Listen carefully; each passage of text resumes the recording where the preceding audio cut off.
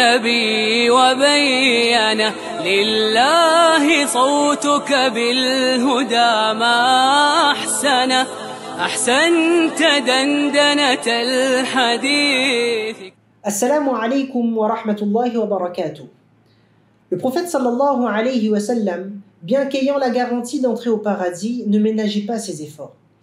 Dans plusieurs narrations, nous voyons que le prophète sallallahu alayhi wa sallam demandait pardon à Allah plus de 70 fois par jour. Ou encore, il passait ses nuits à prier au point où ses pieds se fendaient. Une fois, Aïcha radiyallahu anha lui a demandé « Pourquoi fais-tu cela ?» Alors il a répondu « Ne devrais-je point être un serviteur reconnaissant ?» Cependant, le prophète sallallahu alayhi wa sallam aimait également invoquer Allah subhanahu wa ta'ala à travers des paroles courtes, mais qui renferment d'innombrables bienfaits.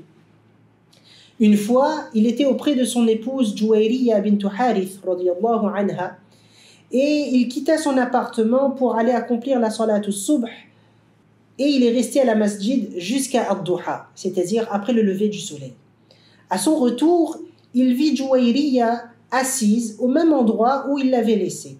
Alors il demanda à Juwayriya « Tu n'as pas quitté cet endroit depuis que je t'ai laissé ?» Juwayriya de répondre « Non ». Rasulullah sallallahu alayhi wa sallam dit alors « J'ai prononcé 4 paroles à 3 reprises.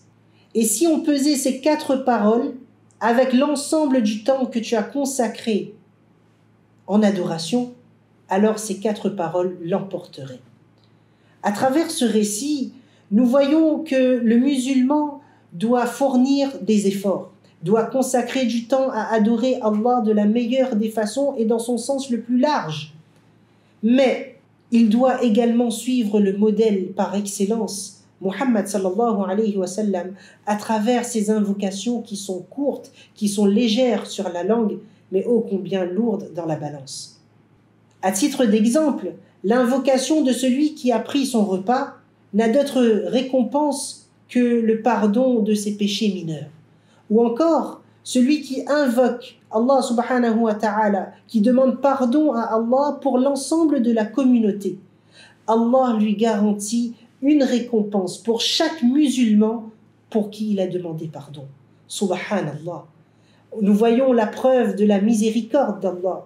Nous voyons sa générosité, nous voyons sa bonté. Alors utilisons ces bienfaits qu'Allah a mis à notre disposition. Utilisons ces invocations et soyons-y assidus. Qu'Allah subhanahu wa ta'ala nous accorde la compréhension et surtout la volonté de mettre en application. Wassalamu alaikum wa rahmatullahi wa barakatuh. النبي وبينه لله صوتك بالهدى ما أحسنه أحسنت دندنة الحديث.